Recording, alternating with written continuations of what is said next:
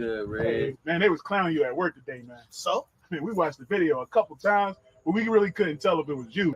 Yo, how's your eye? Oh, it's cool. God damn!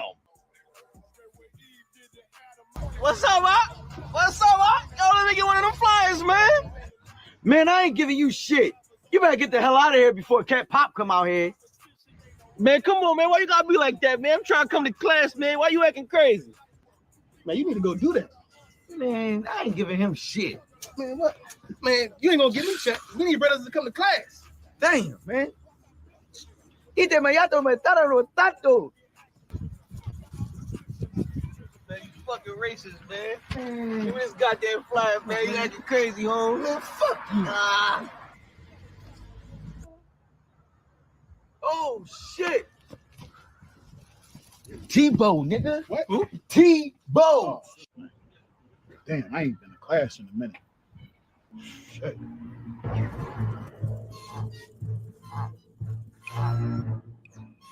Oh, shit.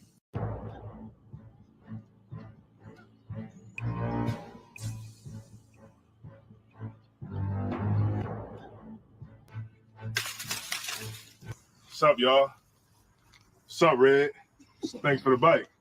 What you got on my ties, homie? I ain't got nothing. I thought you already collected the time. I did, but I'm on Red's 10%. Stall him out. What's up, Red? What you got on my ties, homie? I ain't got nothing, man. Oh, yeah. You got something. I ain't got. Hey, man, that's messed up, man. Shut your ass up or I knock your ass out. Yo, Tebow, man, that's messed up, man. Give him his money back. What money? You right, man.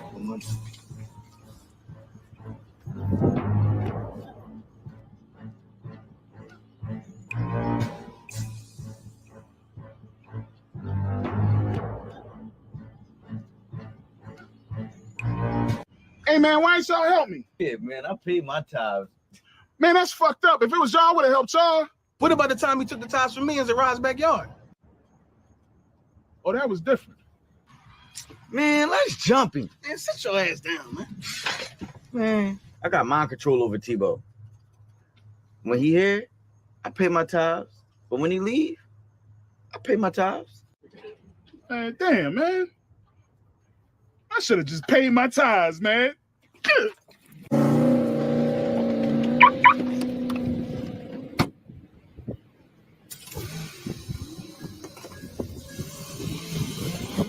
Man, that nigga gonna cry at the car.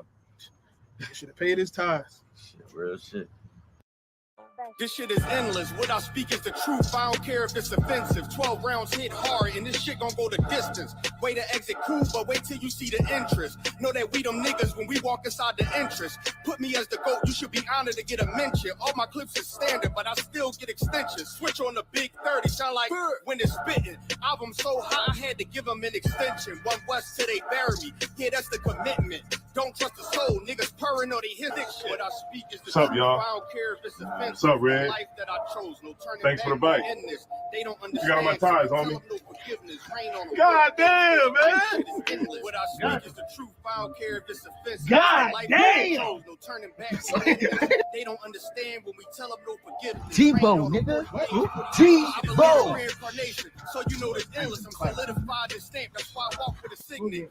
I wanna do- Salaya, what was good? Be like, man, that's fucked up. If it was y'all, I would help y'all. All right, word. Man, that's fucked up. If it was y'all, I would have helped y'all. Blameless. And if you ain't the same, I'm against it. Was born with this shit. The other half, I'm just gifted. 20 on me. Wish a nigga would so I could spend it. Start from the branch, then I ain't at the soil. You got a peer on me. That'll leave your family tree spoil you. Can't catch you. Then Yeah, that's right. We're in the building. It is the ISUPK. That's the Israelite School of Universal Practical Knowledge out of Harlem, New York since 1969 under Commander General Yohana. And we're here to teach the so-called blacks, so-called Hispanics, and so-called Native Americans that we are the lost sheep of the house of Israel, all right? Tonight's class is a full class, all right? It's a long class. You know what, Salakia? I'm not going to say it's going to be a long class. I'm not sure. It depends on how the information flows, all right? But tonight's class is going to be an interesting class because we're finally going to have the book of Ruth, right? And the book of Ruth is going to be laid out. guess what? It's going to be laid out to the point where we're going to use a map. So now you actually have a map to go along with the book of Ruth, so you can really see exactly what we in the ISUPK is actually saying when we say Ruth is an Israelite. So the question that we ask is Ruth an Israelite or is she a heathen? Which one is she, right? So the only way we can find that out is we have to examine the scriptures, all right? We definitely have to examine the scriptures, right? Quick question. Do anybody know, you know who Elijah is? The reincarnation of Do you know who Elijah the prophet in the Bible? Not as John the Baptist, but do you know that you know Elijah, right? Elijah, right? You don't know who Elijah is in the Bible? You never heard of Elijah the prophet of Israel? All right, well, Elijah is a prophet, right? And Elijah is a prophet of Israel, right? But look what it says. If you go, all right, they should be able to see that, right? How's that looking?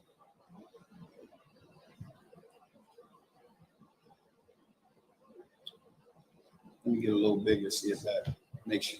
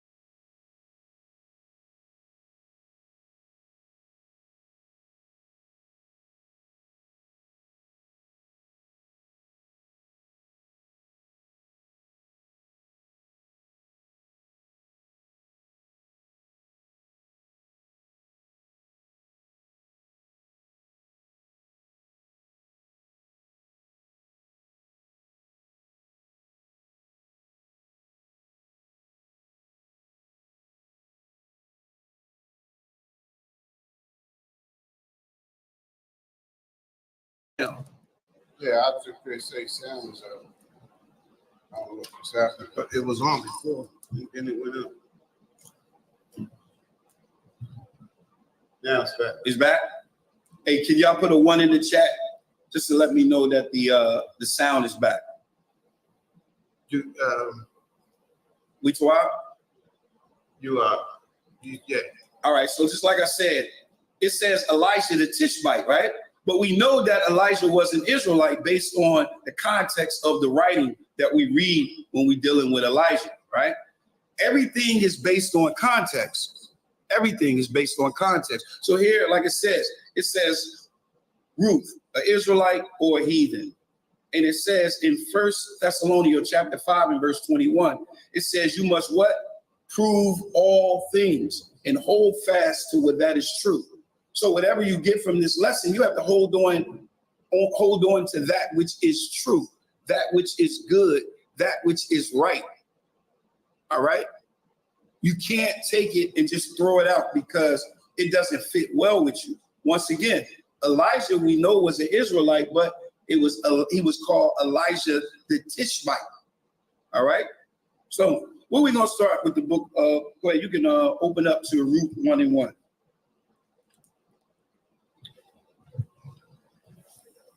Ruth chapter 1 verse 1. Read. Now it came to pass in the days when the judges ruled. When the what? The judges ruled. Now that's very important, when the judges rule. So it's letting you know that Ruth was written during the time when what? The judges ruled. When the judges ruled. So the judges was ruling during this time. So what we would have to do is we would have to look at that time period. What was going on in Israel? What happened? What was taking place? We have to look at the history that takes place that leads up to the book of Ruth, right? Read. That there was famine in the land, and a certain man of Bethlehem, Judah, went to sojourn in the country of Moab. In the where? in the country of Moab. That's very important because he went to the country of Moab. So the whole thing of the map is trying to see where's the country of Moab. You understand? That's very important. It says he was a sojourner in the country of Moab. The country of Moab is also the plains of Moab. So it's very important that you look at a map when you're dealing with this, because you have a different area. You have the land of Moab that's below the Arnon River, and then you have the land of Moab above the Arnon River. I'm gonna say that again. You have Moabites below the Arnon River, but then you have the country and the plains of Moab also above the Arnon River. So it's very important to understand that. You got me? All right. All right, let's go. Verse 2. And the name of the man was Elimelech. Amalek. Read. And the name of his wife, Naomi. Come on. And the name of his two sons, Mahlon and Chilion, Ephrathites of Bethlehem, Judah. So they was from Judah. Read. And they came into the country of Moab and continued there. All right. So now that's very important. All right. So what we're going to do is we're going to jump ahead a little bit, right? If you look at the map, look at this map. It's very important to look at this map right here. All right. This map is basically showing you some things. I'm going to zoom up a little bit. It shows you the Arnon River. And then it shows you the plains of Moab right above that. Am I echoing? It sounds like it from here, but It definitely sounds like it.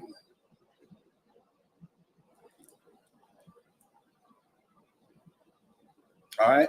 So it's very important to understand that. So what is this map saying? What is this map right here saying right here? Let me show y'all what this map is saying. This map right here is saying this is what it looked like before the Israelites got there. All right. Before the Israelites came and before we got there, this is what the land looked like. And as you can see below it, it says Moab, right? But then above that Arnon River, the Arnon River is right there in the middle. Let me zoom it in so you can see it. The Arnon River is right there in the middle, right? But above the Arnon River, you have the plains of Moab. And then below the Arnon River, you have the land of Moab. Got that? All right, let's keep moving. Now, go to Numbers chapter 21 and verse 26. I'm going to show you guys why it's called the plains of Moab. All right. It's a reason why it's called the plains of Moab. It's called the plains of Moab. When we take it over, it's called the plains of Moab. When the Amorites take it over, so it was the plains of Moab, and it's always been called above the Arnon River, the plains of Moab. You got it up? Numbers 21 And verse 26. and 26. Come on. Numbers 21 verse 26 says, for Heshbon was the city of Sihon, the king of the Amorites. The king of who? The king of the Amorites. Now the king of the Amorites, there it is, the Amorites, right? You see the Amorites. Now he's read. Who had fought against the former king of Moab. So he fought against the former king of Moab. Read. And taking all his land out of his hand, even unto Arnon. All right. So it's saying that he took all of his land out of his hand all the way down to the Arnon River. So as you can see, that's what it looked like, right? I'm going to pull it up. There's the Arnon River, right? So that's what it looked like before the war between the Amorites and the Moabites. And boom, that's what it looked like after that. That's very important to understand that, is because it's laying out how the landscape was when we got there. All right. And this is what the landscape looked like when we got there. All right. So now I want you to go to Deuteronomy chapter 4. Salakia. Yeah. Go to Deuteronomy chapter. Yes. Go to Deuteronomy chapter 2 and verse 4.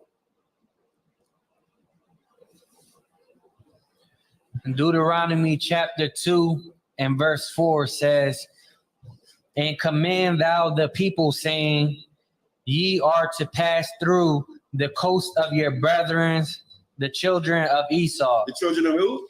Esau. And you can see now on this map, you can see it says Edom. That's Esau. Read. Which dwell in Seir, and they shall be afraid of you. Take ye good heed unto yourselves, therefore.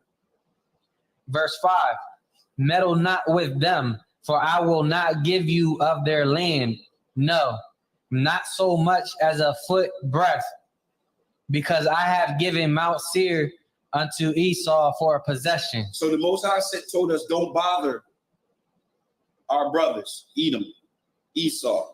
All right? Keep reading. Go down to verse 8.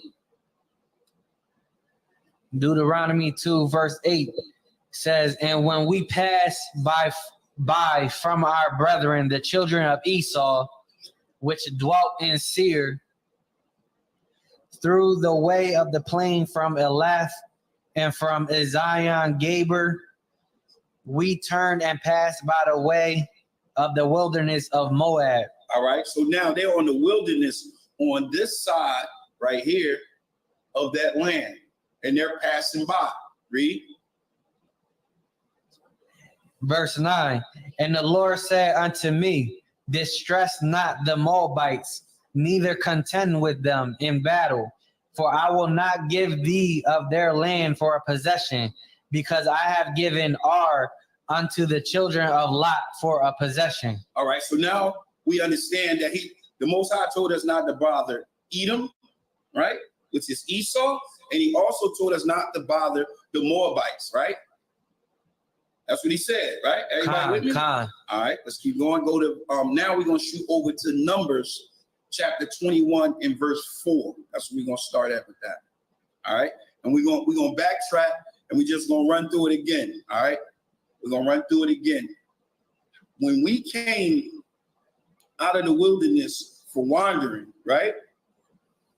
And it was time for us to prepare to go into the promised land. Remember, this is the journey that we took, and it's important to understand the journey that we took. All right, you got it. Numbers 21 and 4.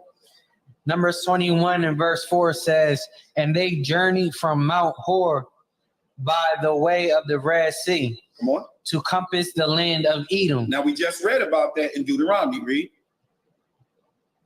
And the soul of the people was much discouraged because of the way. Read. Verse 5.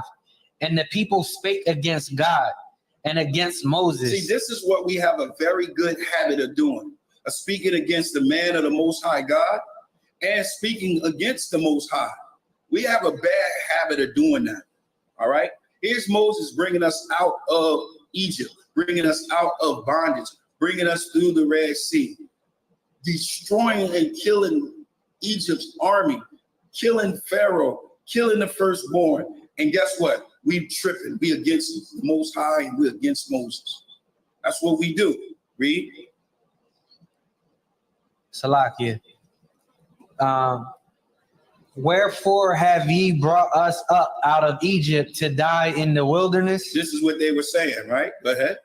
For there is no bread, neither is there any water, and our soul loatheth this light bread. Verse 6. Salakia, go back up to, all right, no. This is what they got. All right. During this time right here, Salakia, where we at? 21. Right. All right. We got the complaining, and the complaining was so bad that the Most High caused the fiery serpent. This is the event that took place with the fiery serpent. You know about the fiery serpent, right? All right. So we're not going to read about that. Remember, we just reading about the travel. All right. The travel. I want you to go up to verse 10. Now, this is the song that they were singing. Read. And the children, Numbers 21, verse 10. And the children of Israel set forward and pitched in Oboth. Verse 11. And they journeyed from Oboth and pitched at Abiram in the wilderness, which is before Moab, towards the sun rising. Verse 12. From thence they removed and pitched in the valley of Zered. Verse 13.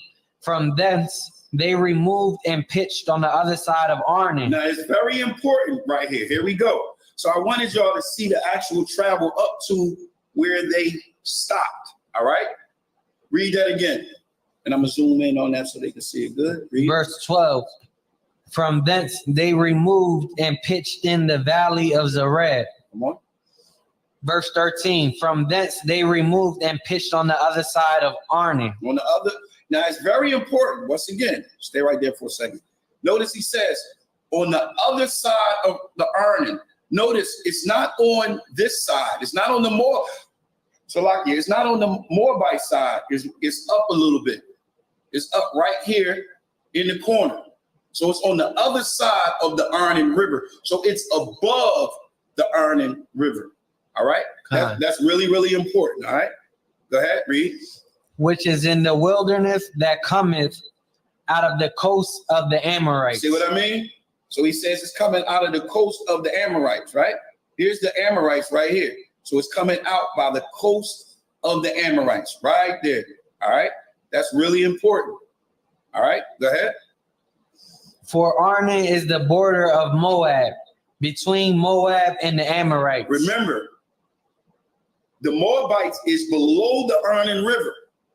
The Amorites is above the Arnon River. All right? So the Arnon River is the border between the two. The Arnon River is vital in understanding who Ruth was and who Ruth is. All right? Salaki. All right? Now we want to go to verse 19.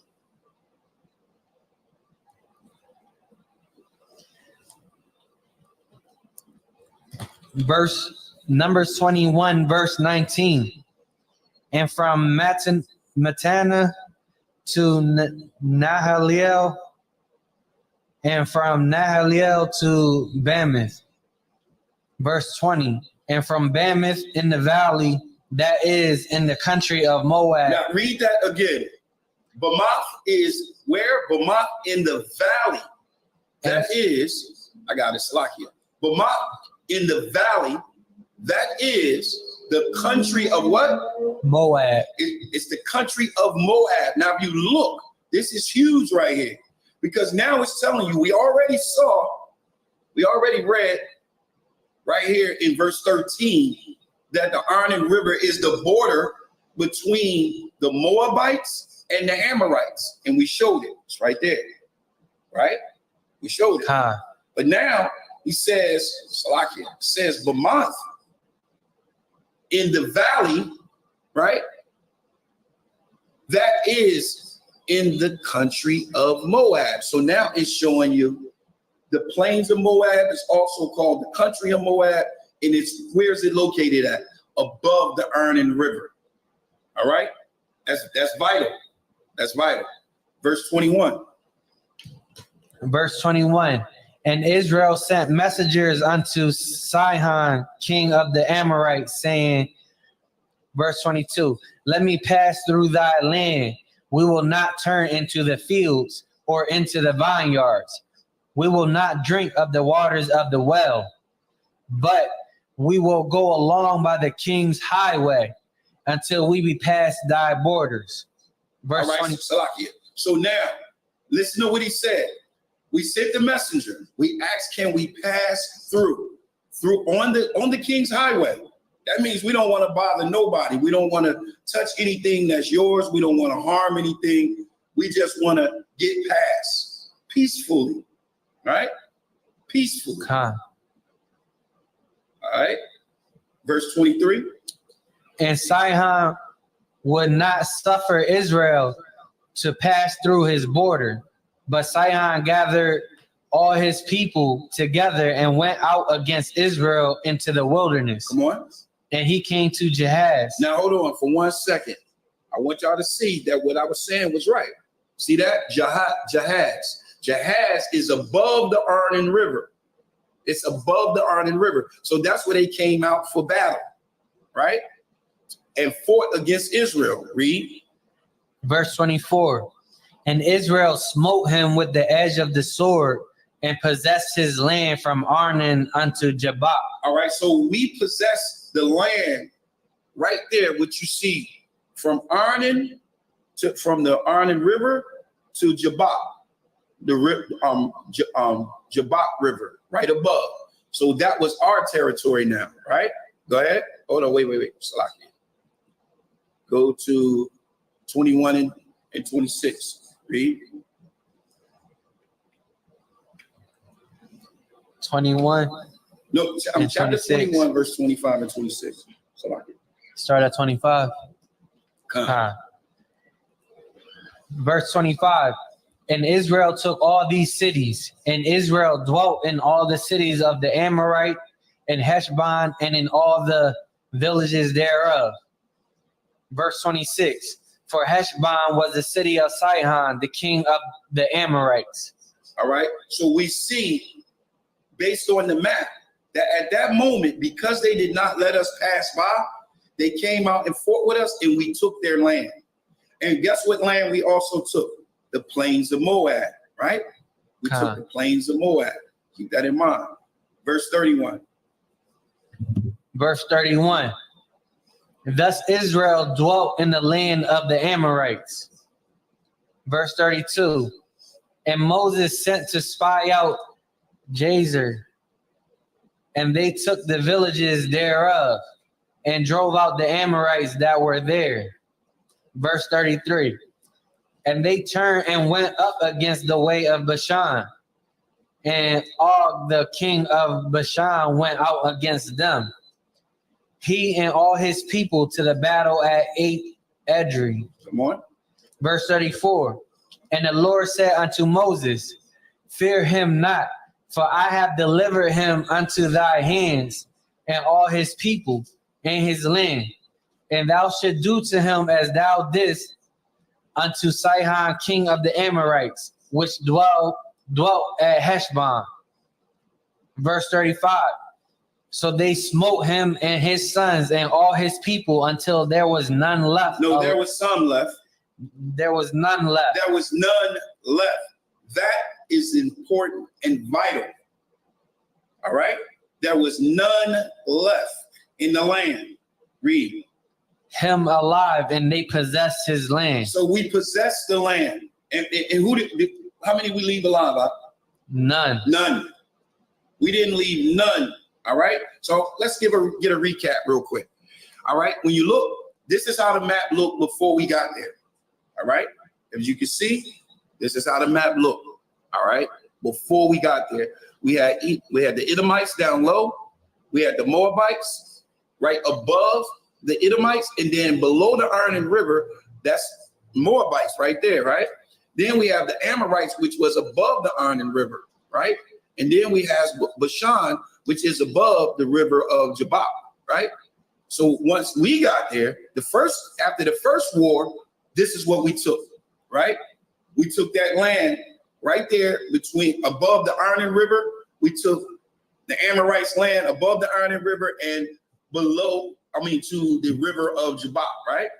Then after the second war, it looked like this. So now we took all of that. Now, we didn't go there and saying we going there and this is stick up and we taking it. Remember, we went there and just wanted to pass by. And because we wanted to just pass by and not bother anything, this is why they came out and warred against us. And when they warred against us, we killed everybody. We knocked everybody off. And don't forget, you have the plains of Moab that's above the Arnon River. All right? Above the Arnon River. Give me Deuteronomy 3 and 4.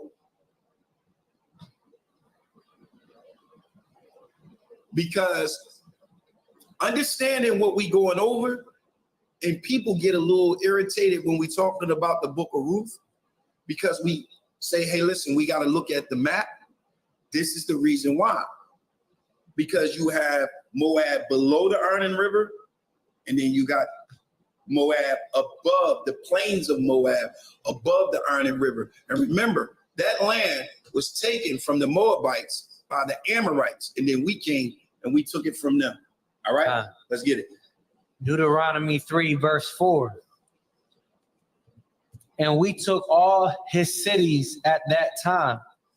There was not a city which we took not from them. 80 cities. All the region of Argob, the kingdom of Og and Bashan. Verse 5. All these cities were fenced with high walls, gates, and bars, beside unwalled towns, a great many. Verse 6. And we utterly destroyed them, as we did unto Sihon, king of Heshbon, utterly destroying the men, women, and children of every city. In every city. Verse 8. Verse 8.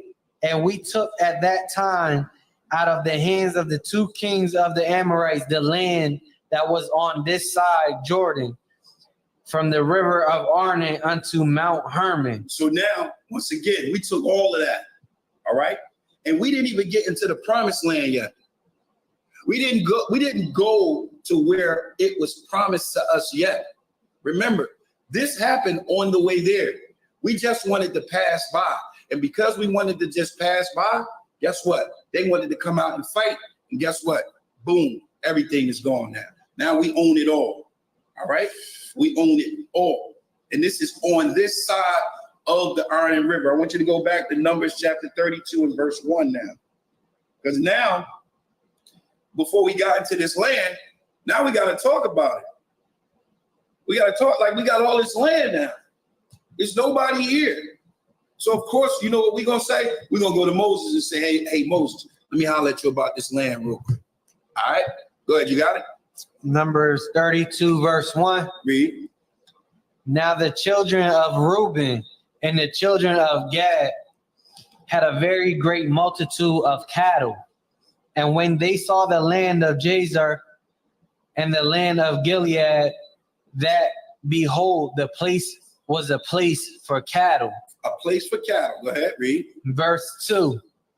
The children of Gad and the children of Reuben came and spake unto Moses and to Eleazar the priest, and unto the princes of the congregation, saying, verse 3, Ataroth and Dibon and Jazer and Nimrod and Heshbon and Elealeh and Shabam and Nebo and beyond.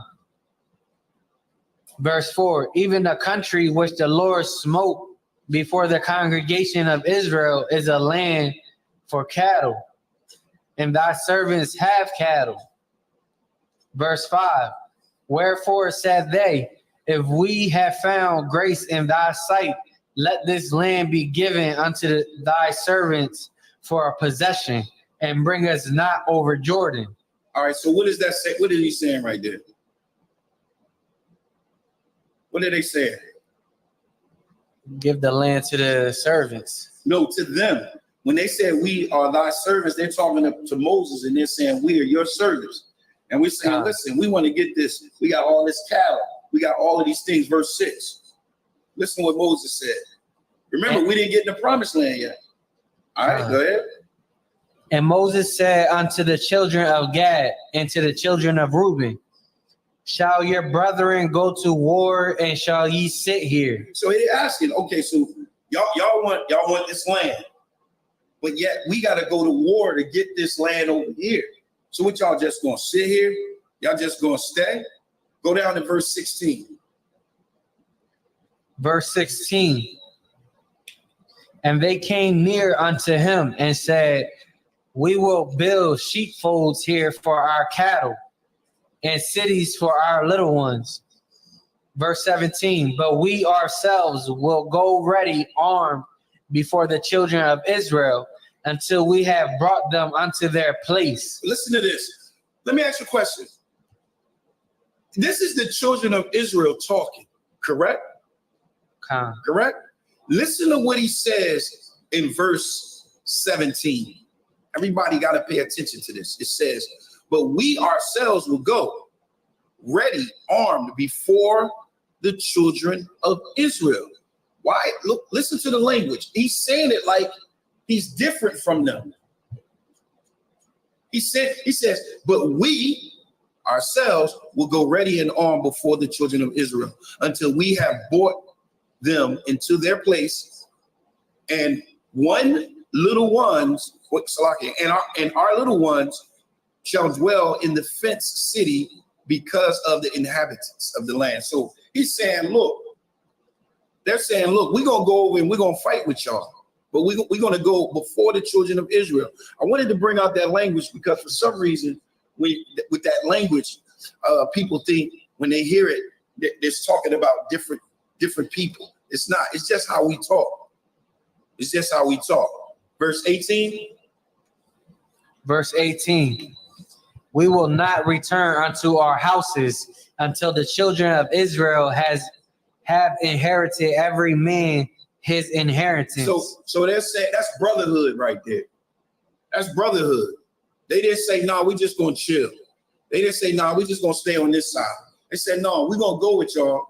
We're gonna go before the children of Israel. We're gonna go before the children of Israel, and we're gonna fight. And once they possess their land, then we're gonna go back. Verse 19. Verse 19. For we will not inherit with them on yonder side, Jordan. What's that yonder side of Jordan? What is that talking about? Above. That's talking about the promised land. Look at the map. Look at the map. If you look at the map, the land of Canaan, see the land of Canaan? That's the promised land. That's the promised land. But by the time we got there, because they came out and went to war with us, we took all that other land. And we asked, listen, since we got all this land, we got all this cattle, we got all of this, let us get it. Y'all understand? So once again, in Numbers 32 and 19, where he says, for we will not inherit with them on yonder side of Jordan, meaning we're not going to take any inheritance on that side of Jordan or forward, because of our inheritance is falling on this side of Jordan, eastward. You understand? You got it? All right, let's keep going. 33, Numbers 32 and verse 33. Verse 33. Salakia. And Moses gave unto them, even to the children of Gad, and to the children of Reuben, and unto half the tribes of Manasseh, the son of Joseph, the kingdom of Sihon, king of the Amorites, and the kingdom of Og, king of Bashan, the land, with the cities thereof in the coast, even the cities of the country round about. All right, so as you see the map, this is the land. This is what Moses said he's given them. This is what he gave them on the Jordan, on that side of the Jordan eastward. Remember, once again, we didn't get into the promised land yet. All right, so we took what? Everything above the Arnon River, everything. The plains of Moab, everything. And how many of them was left? The king, two. The Amorites. No, how many people were left? Oh, none. None. That's very important. None, right? None. Salakia. There was none left. All right? There was none. All right, so Salakia. All right, so now what we're gonna do is, right? Let me see something. All right, so what we're gonna do is we're gonna shoot up to let me see something. Go to, all right, look, we went to war, right? Follow me. We went to war, conquered the land, we got the land, right? Then they came back over, right? The purpose of me showing this right now is because I want to show you how long they was there before we get into Ruth, all right? Back into the actual book. But do you understand that what I just showed you on the map? Come. Everybody understand what I showed you on the map, right? Now I want you to go to Judges 11. Judges 11. We're going to start at verse 1. All right.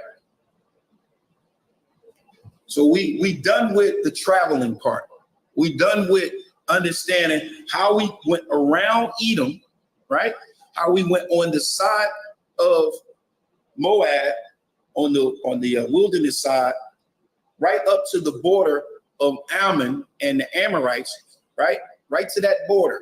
And once we got to that border, we asked to go over through the King's Highway. We was denied, and they came out and went to war with us. Then we went in and we killed everybody.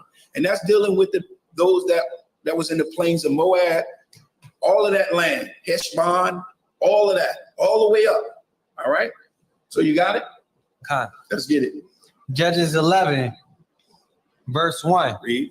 Now Jephthah the Gileadite was a mighty man of valor. Of valor. Go ahead. And he was the son of a harlot. And Gilead begat Jephthah. So he was the child of a harlot, but his father was an Israelite, right? Read. Verse 2. And Gilead's wife bare him sons, and his wife's sons grew up, and they thrust out Jephthah and said unto him, Thou shalt not inherit in our father's house, for thou art the son of a strange woman. Verse 3. Then Jephthah fled from his brethren and dwelt in the land of Tob. And there were gathered vain men to Jephthah and went out with him. All right, now stop for a second. I want you to look at the map next to it. You see that map, right? Notice where it's at. It's on the Jordan eastward. It's on the side where they inherited it. Y'all see that? All right. It's on the Jordan eastward. So you can see it, you can see the river, but the point is you can see that. All right. You can see that he said he was in Tob and Gilead, right? So, and he was the son of a harlot, right? But does that qualify him to be an Israelite if his father was an Israelite? Yes. Here's the law. I just want to read the law real quick. This is the law of Moses, the seed of your father. This is Numbers chapter 1 and verse 18. Remember, this is for studying purposes. So a lot of things I'm going to pull because we need people to go back, watch this, and see and put it to the test to see what we're saying is correct. All right? This is Numbers chapter 1 and verse 18. It says, and they assembled all the congregation together on the first day of the second month, and they declared, this is how the Most High taught them how to declare their pedigree. You declare their pedigree after their family by the house of their fathers, not by the house of their mothers, but by the house of their fathers. All right. According to the number of the names from 21 years and upward by their poll. All right. So that was a law. Am I saying his name right? Jephthah, he was an Israelite, right? Now, verse 4, Judges 11 and 4. Judges chapter 11, verse 4. And it came to pass in process of time that the children of Ammon made war against Israel. Verse 5.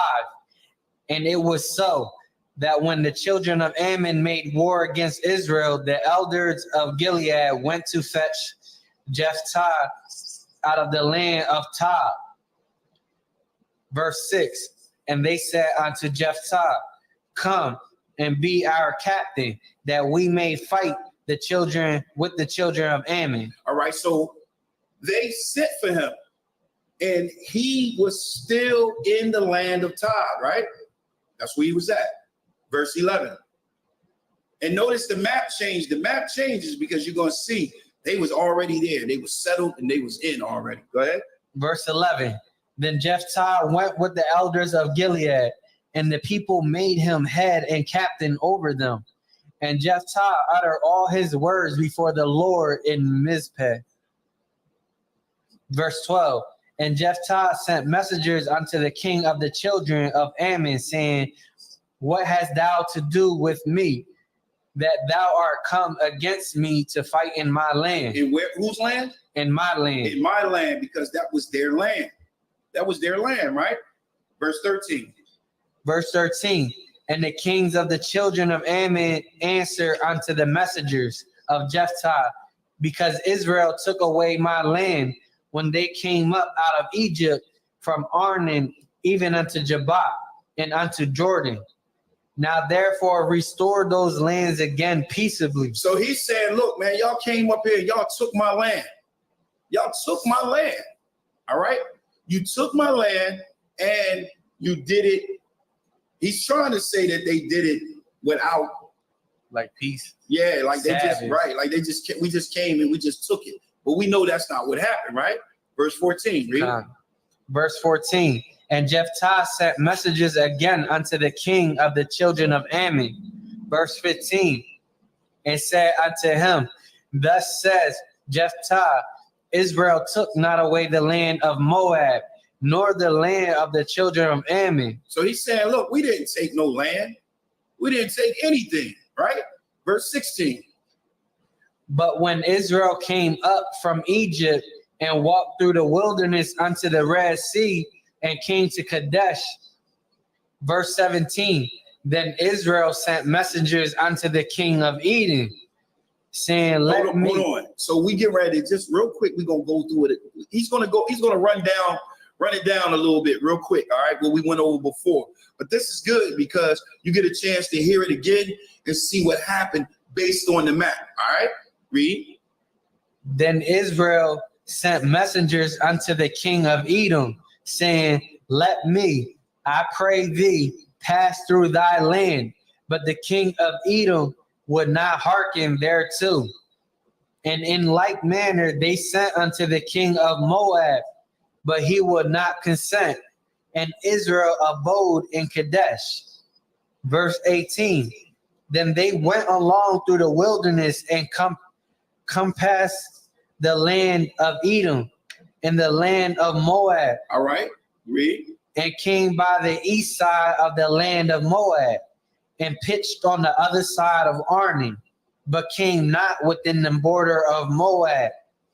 For Arnon was the border of Moab. So there it is again. Arnon is the border of Moab. Go down to verse 19. Verse 19. And Israel sent messengers unto Sihon, king of the Amorites, the king of Heshbon. And Israel said unto him, let us pass, we pray thee, through thy land into my place. Verse 20. But Sihon trusted not Israel to pass through his coast. But Sihon gathered all his people together and pitched in Jahaz and fought against Israel. Verse 21. Go down to verse 34. Let's get right to it. Verse 34. And Jephthah came to Mizpeh. Salakia. Deuteronomy 2 and 34. Salakia. So I just wanted to give a real recap, but we're going to get back to that. Salakia. Yeah. Go back to Judges 11. Salakia. That was the wrong slide. That slide was in the wrong spot. Go back to Judges chapter 11, verse 26 and 27, 28. Judges chapter 11, verse 26. Salah. While Israel dwelt in Heshbon and her towns, and in Aror and her towns, and in all the cities that be along by the coast of Arnon, 300 years. How many years? 300 years. So we were there for 300 years. This is what he's saying to him, for 300 years. Go ahead. Why therefore did ye not recover them within that time? So he's asking the king, look, you're saying that we came and we took this place. We took this land, right? And you're saying that we didn't take it peacefully, right? So we've been there for 300 years, right? And yet you haven't done nothing, and now you want to come and ask us something about this land for 300 years, right? So that's what I really wanted to bring out in that event. You can read 27 and 28. Verse 27, wherefore I have not sinned against thee, but thou doest me wrong to war against me. The Lord, the judge, be judged this day between the children of Israel and the children of Ammon. Come on. Verse 28. Howbeit the king of the children of Ammon hearkened not unto the words of Jephthah, which he sent him. So they went to war. All right. We went to war. All right. But what I wanted to bring out right there was the 300 years. All right. So we see how we travel. We see the land that we received. We see that we went over to the other side, helped the rest of Israel, and now we conquered all of that land. So what you see on this map right here is exactly what we had conquered. All right. That's what we conquered. All right. I want you to go to Deuteronomy 34, verse 1. And I want you to read that. All right. Because remember, what we come to understand based on what we read and based on the map, that we took everything above the Arnon River. Bamoth is the country of Moab. And we saw that that was above the Arnon River, right? Khan. Deuteronomy 34 and 31.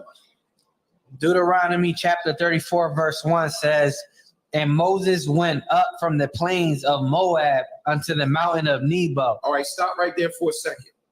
If you look at this map, you'll see Mount Nebo, right? You'll see the Arnon River, right? It's above the Arnon River, all right? It's above the Arnon River. That's very important. That's very, very important, all right? Go ahead, read. To the top of Pisgah, that is over against Jericho. And the Lord shewed them all the land of Gilead unto Dan. All right, so the Most High showed him. People always say, well, Moses didn't get into the promised land. He was just able to see it. Well, there you go. He was just able to see it, right? In Deuteronomy 29 and 1, it says, and these are the words of the commandment which the Lord commanded Moses to make with the children of Israel in the land of where? Moab. That's very, very important. Deuteronomy 29 and 1, in the land of Moab. Where's that land? Above the Arnon River. It says, besides the covenant which he had made with them in Mount Herod, right? It is clear Moses died where? In the land of Moab. All right. So we got that out of the way. The book of Ruth becomes easy then. All right. We got to use law when we're reading it just as well. All right. Give me that's Deuteronomy 32 and 49. Just want to lock this in. You really have to drive it home where the plains of Moab is located. I know y'all probably got it, but I'm gonna hit you with two more and then that's it. And then we're gonna get right into it. All right. You got it? Khan. Let's get it. 32, Deuteronomy 32, verse 49 says, get thee up into this mountain Abiram, unto Mount Nebo, which is in the land of Moab. He said it again, which is in the land of Moab. We just saw it. Now we're seeing it again. It's in the land of Moab. And we see where Nebo is at. We see where it's at. Read. That is over against Jericho, and behold the land of Canaan, which I give unto the children of Israel for possession. So you're able to see it. All right. But the point is, Nebo, the plains of Moab, the country of Moab, it's all the same. It's all the same above the Arnon River. Now let's go back to Ruth 1 and 1.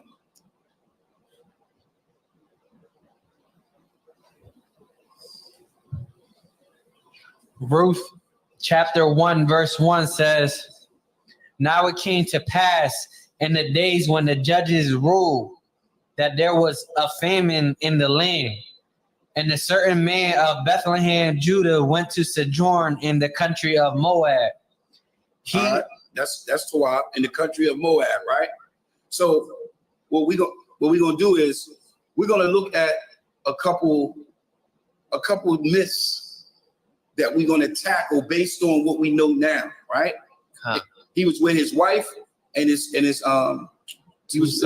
and his wife and his two sons, right? Come. Go ahead, read verse 2. Verse 2. And the name of the man was Amalek, and the name of his wife Naomi, and the name of his two sons Mahlon and Chilion. All right. So now let's look at a couple things. I want to bounce around a couple things, right? Salakia. I want you to go down to Ruth 1 and 16.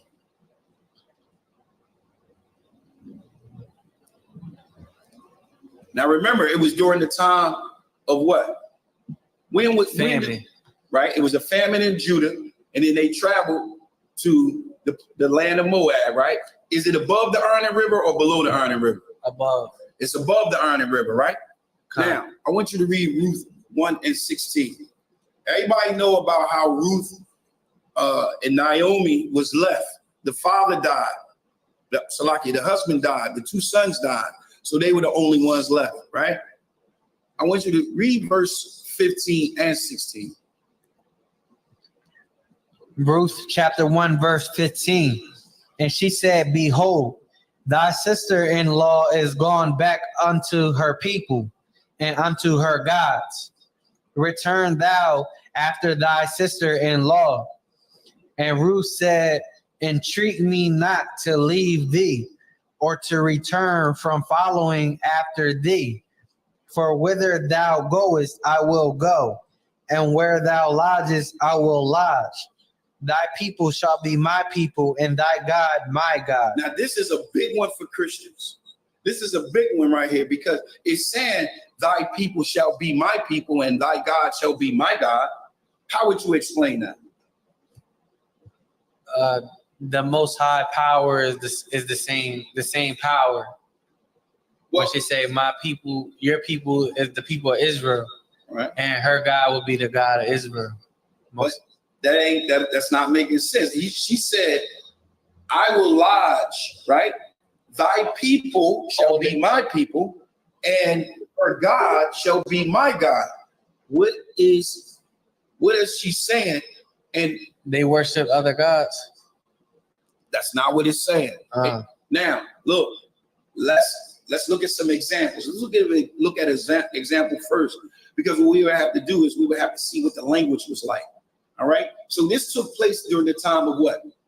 Judges. Right? So it's only proper that we go back to the book of Judges. So let's go to Judges chapter 12 and verse 1. Let's see the language.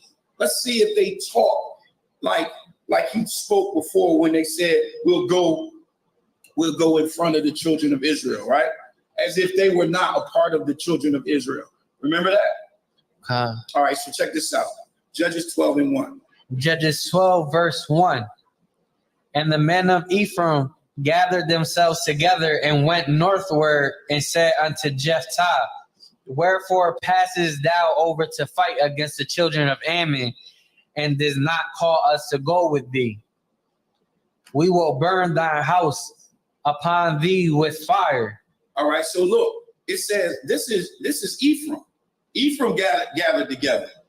All right, so here we have Jephthah, which is an Israelite, right? And then you have the men of Ephraim is Israelites, and they saying, look, we gonna burn down our house with fire. It was always beef because we wasn't together. We didn't have unity until David came. All right. And then that same unity fell apart under David's son. But Israel was not together during this time. We were spread it out. We had different judges. All right. So here Ephraim and Jephthah is they going back and forth in a discussion. And they're talking about they'll burn down his house. Verse 2. Verse 2. And Jephthah said unto them, I and my people. Hold on. Isn't Jephthah Israelite? So what is he saying? Read that again. And Jephthah said unto them, I and my people. I and my people. This is how we spoke. So they were split. Yet we wasn't together. So he says, I and my people. Read. I and my people were at great strife with the children of Ammon. And when I called you, ye delivered me not out of their hands. Verse 3. And when I saw that ye delivered me not, I put my life in my hands and passed over against the children of Ammon. And the Lord delivered them into my hand. Wherefore then are ye come up unto me this day to fight against me? Read. Verse 4. Then Jephthah gathered together all the men of Gilead and fought with Ephraim. And the men of Gilead smote Ephraim. Smoke who? Ephraim. So now you got Israelites fighting Israelites. Read. Because they said, ye Gileadites are fugitives of Ephraim among the Ephraimites and among the Manassites. So now it's just, oh, it's mad, it's crazy. But the point is, notice what he says. He says in verse 2, I and my people. Because like young man Angel said, we wasn't together then. We wasn't together, all right? Now, the word God, Salakia, now I'm going to go to a law. Matter of fact, let me, before I do that, go to Yahushua. Go to John chapter 10 and verse 34.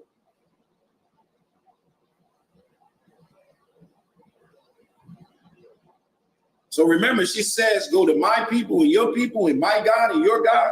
So we didn't already dealt with my people and your people, right? We already dealt with that. We see the language there. But what about that God thing? What about that? We understand my people now. That's how we talk. My people, your people. But my God piece, I thought it was only one God. What are they talking about when he said, when Ruth says, my God and your God? Go ahead. He's talking about themselves. Talking about themselves. They talk, and I'm going to show you. Read John 10 and 34 and 35. Because Yahushua had to check. Yahushua had to check the Jews back then for this type of language right here. Read. John 10, verse 34. Jesus answered them, is it not written in your law, I said ye are gods? So it's written in your law that ye are gods, right? That's in the book of Psalms. Ye are gods. Read. Verse 35. If he called them gods. If he called them gods, read. Unto whom the word of God came. Come on. And the scripture cannot be broken. The scriptures cannot be broken. So when she said, my God and your God, what was she talking about? It was during the time of judges. So the judges was the rulers. They had different rulers during that time.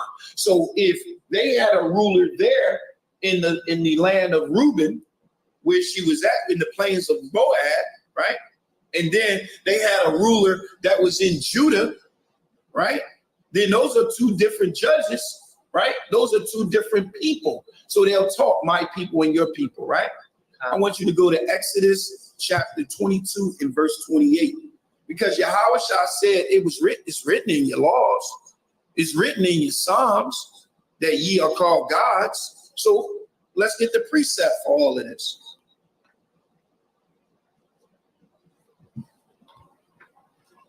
Exodus chapter 22, verse 28 says, thou shalt not revile the gods, nor curse the ruler of thy people.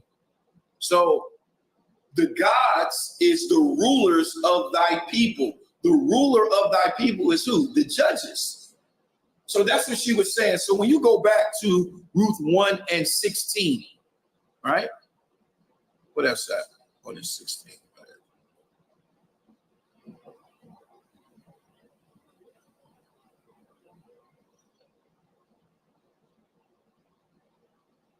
So I can't pull. I don't see it on mine. I know we pulled it though.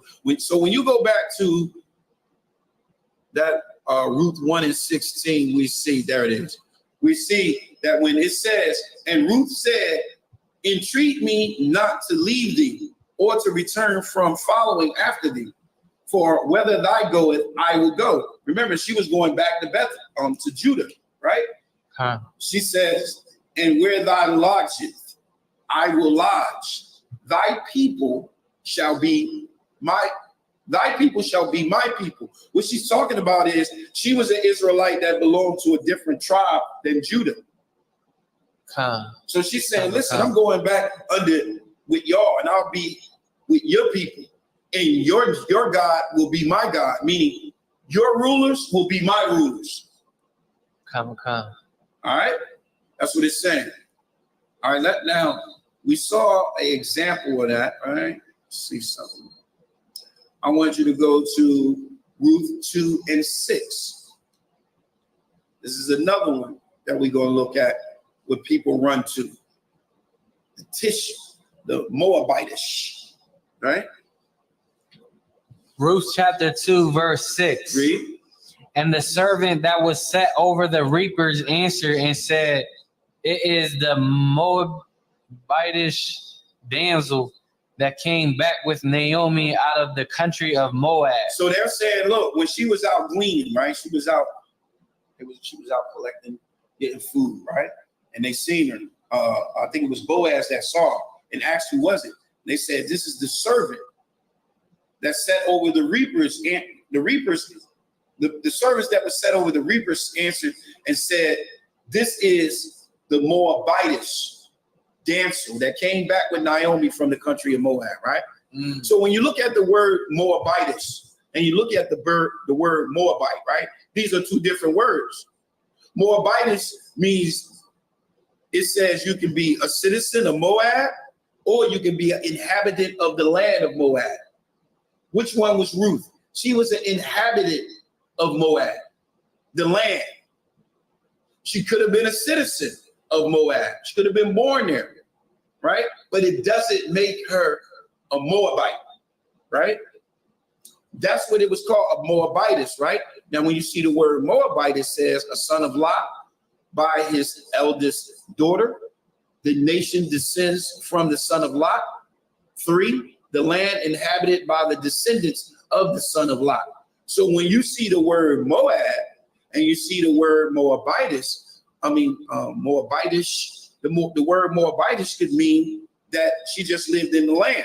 So based on what we read when it deals with the map, that was simple. That was simple because Ruth was in the plains of Moab, where? Above or below the Arnon River? Where? Above the Arnon River. That's very important. Whenever you talk to somebody, you want to ask them, was Ruth below the Arnon River or above the Arnon River? So now we're going to look at one more thing and then we're going to close it out. I want you to go to Ruth chapter 4 and verse 1. We got to look at this one.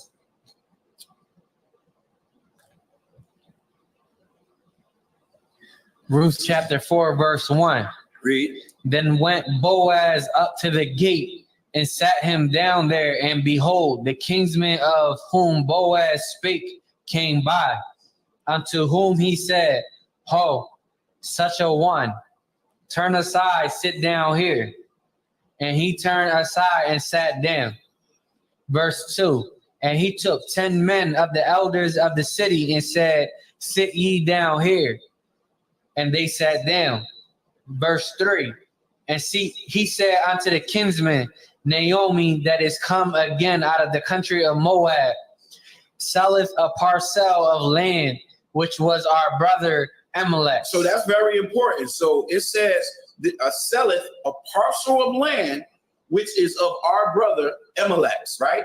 And Amalek, that was the husband of Naomi that became a sojourner. I want y'all to remember that. He became a sojourner, all right? So he had land, and that land had to go back to him. It had to go back to his family, all right? Read. Verse 4, and I thought to advertise thee, saying, buy it before the inhabitants and before the elders of my people. Of who people? Of my people. Why doesn't it say the elders of the children of Israel? Because they still split. Exactly. Read. If thou wilt redeem it, redeem it. But if thou wilt not redeem it, then tell me, that I may know, for there is none to redeem it beside thee. So he's going through the law of kinsmen, right? To retrieve that land. That's what it was about, right? Read. Verse 5. And I am after thee, and he said, I will redeem it. Verse 5.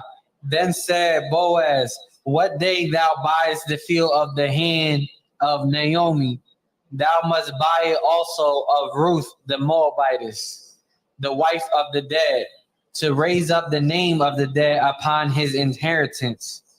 All right. So look. Now, this is the argument that Christians make.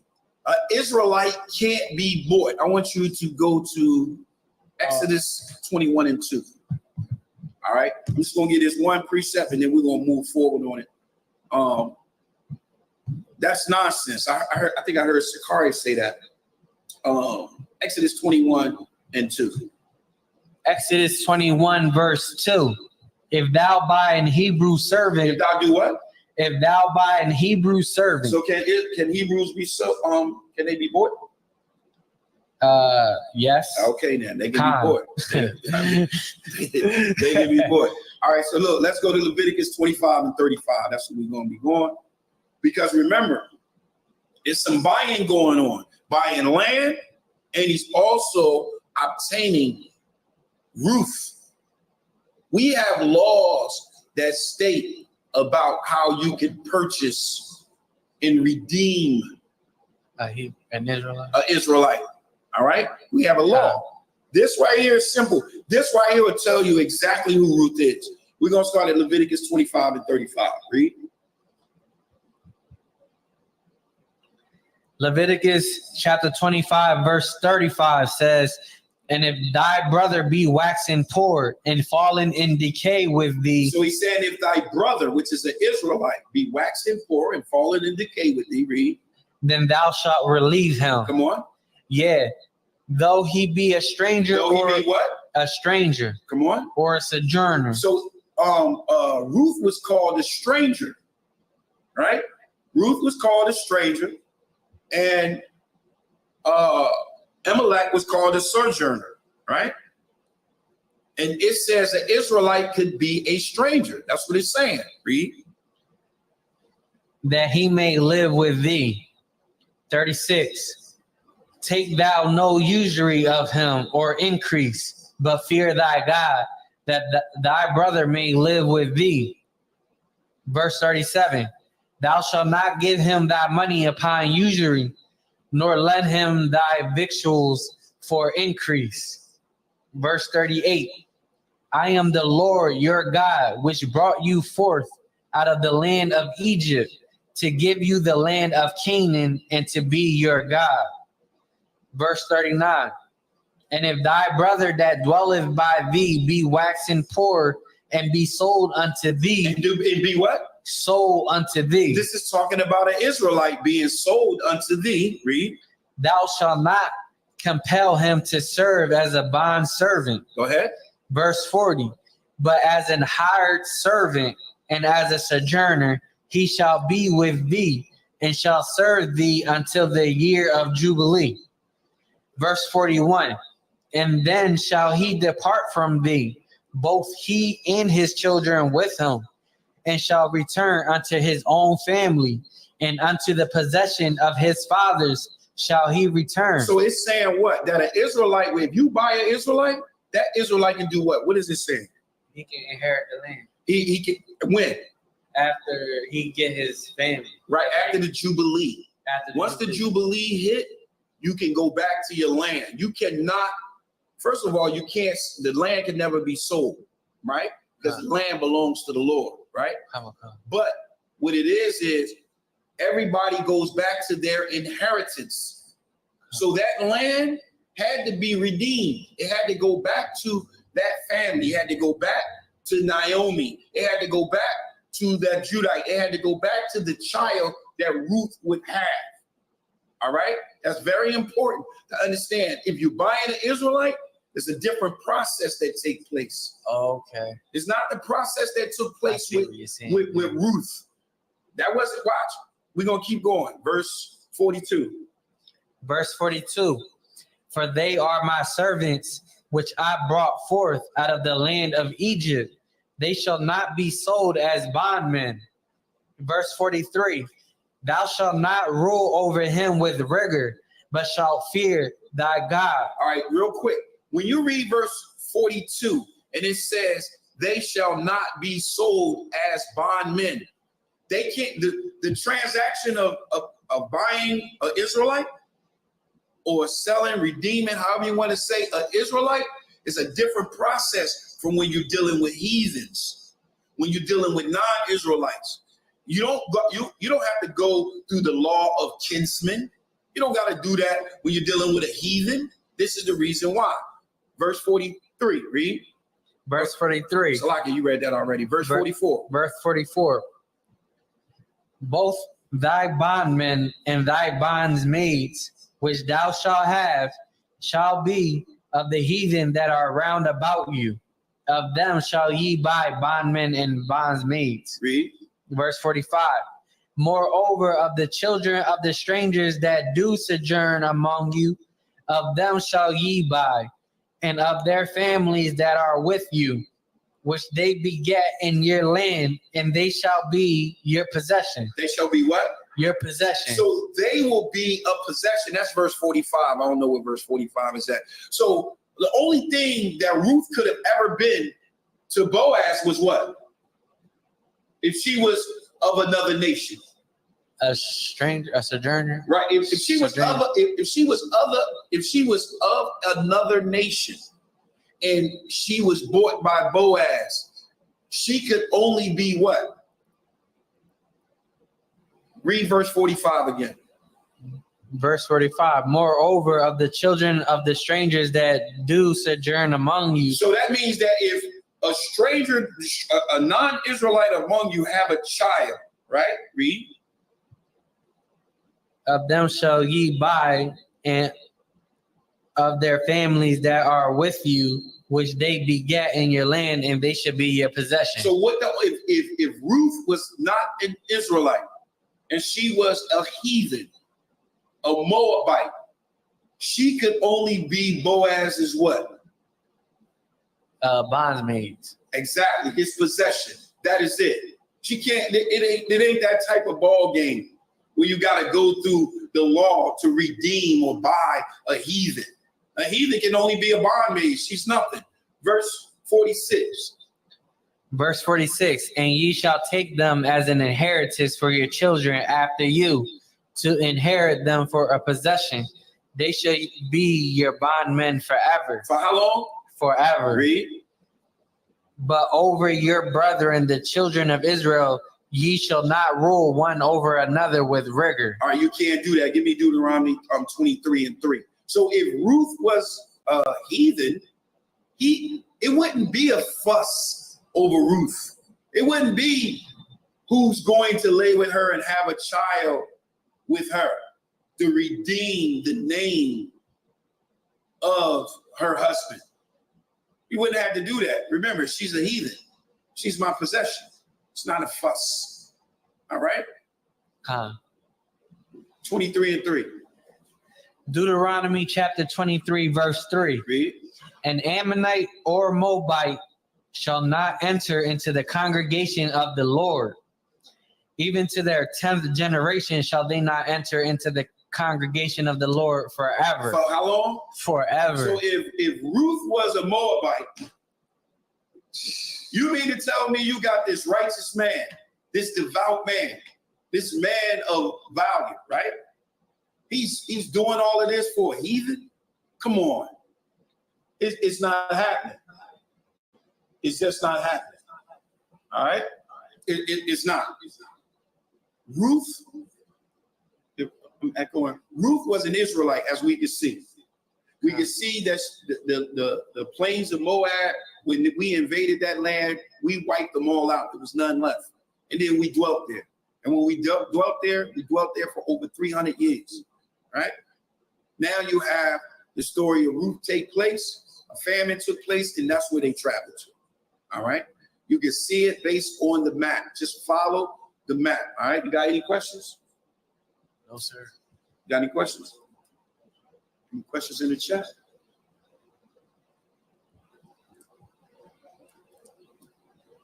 All right. We're going to turn the class over to Priest and Officer Mataziala.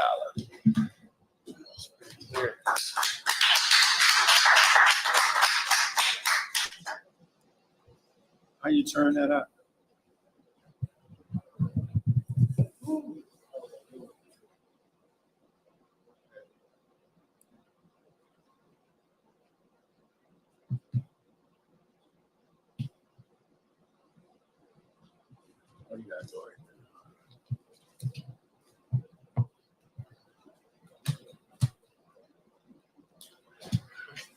Go ahead. You can start. Turn that for me. For some reason, it's not.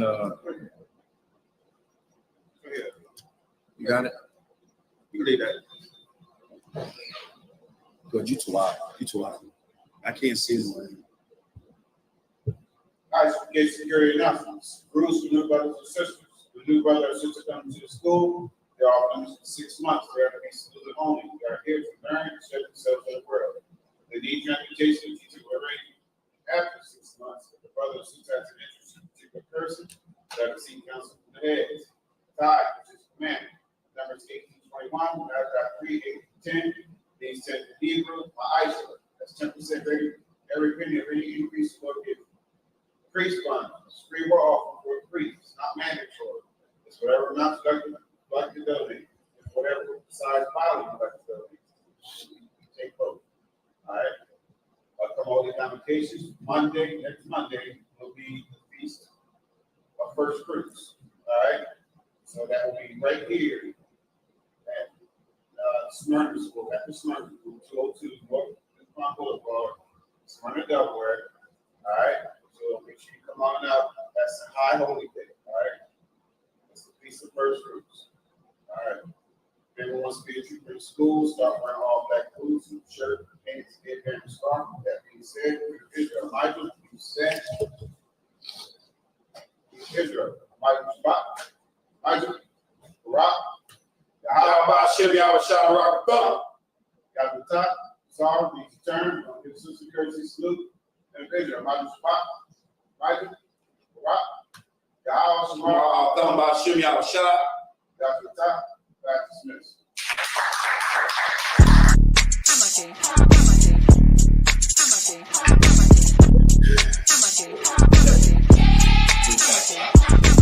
Get down here to class, 1232 North King Street, Wilmington, Delaware. Shalom, Lord in Christ, to my brothers and sisters, man. Y'all need to come down to 1232 North King Street, where the truth resides, man. ISUPK Delaware. We definitely represent and doing some big things, right? 202 North DuPont Boulevard in Smyrna, Delaware. That's right. You know what I mean? Come and be a part of this rising thing that we got going on here in Delaware. I hear everybody claiming that they love the Lord and love God and all that. Well, get in here and show it. You know what I mean? The scriptures say faith without works is dead. So if you ain't doing nothing, your faith is dead. So get up and do something. What you need to do is get your ass up and get in the class. You understand what I'm saying? You ain't doing nothing else. You're sitting home wasting time. Everything is going on around you, and you don't know how to compartmentalize these things. You understand? I'm on my way to class right now, like you should be. You know what I'm saying? Class don't stop for nothing.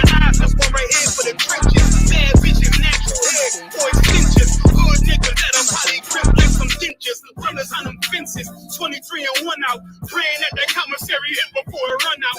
Riches on the gram, dog filter with their tongue out. Couldn't stay home because they found the dugout. Closed casket, burner in the low jacket. My cold cabinet, riding on these whole rappers. My hoes fabulous. Now I don't mean that derogatory, but I'm a player and there's no my women riding for me. I avoided Maury. I got 2 jits. If I can't make it through for them, then I'm useless.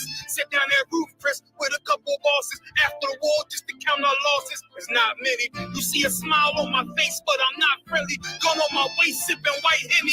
I just hope this shit go right. Living in the dark, you don't know lie. Gotta got my heart and my bow tie. Waiting on the squad in my whole life. I just hope this shit go right. Living in the dark, you don't know lie. Gotta got my heart and my bow tie. Living in this world in my whole life, It's so melodic, when I be dropping this ebonics, this ghetto phonics, it got me on the level supersonic, my bomb atomic, and you know where you can find me, somewhere probably put in this paper origami. My name is pure Dasani, my wave is like a tsunami. I went from 0 to 100, feeling like Ricky Bobby. I made a deal with the Reaper, got a couple wives, they some keepers. Talk a lot of shit, but you can't walk a mile in my sneakers. Bitches go to Miami, come home and change features. Now she got a BBL, her ass fatter. Trying to show up all them niggas that laughed at her. Now when they see her, they only wanna fuck her. They just wanna touch her, they don't wanna cuff her. They just wanna come and kick it with her like a punter. Turned her to a runner, now it's all aboard the train. Fenty on her face, but it's not concealing the pain. It's a shame. That's why I'm in the hood like some rap snacks. I know niggas kill you and your mama for a scat pack. Dark tech, matte black, they do it for half that. Had you like 90s, we see in a fucking trash bag. I'm from Philly, we don't do bank accounts, just cash app. I spit a verse and I just watch the time slow. It's that guy flow, it's that shit that rappers die for. It's that uncut Tahoe Wall straight from Pablo. Escobar, copy at the ball like Moscato. They think it's effort, but no, this that block work. Make the countermeasures, take pleasures, making an op hurt. Light is in the sky, cause every verse is a concert. My mind work at speed, y'all can't fathom. Listen to the words of a champion. You can't, the streets need another anthem. I just hope this shit go right. Living in the dark, you don't know like. Gotta go my heart with my both time. Waiting on this war in my whole life. I just hope this shit go right. Living in the dark, you don't know like. Gotta go my heart with my whole time. Living in this war in my whole life. My whole life.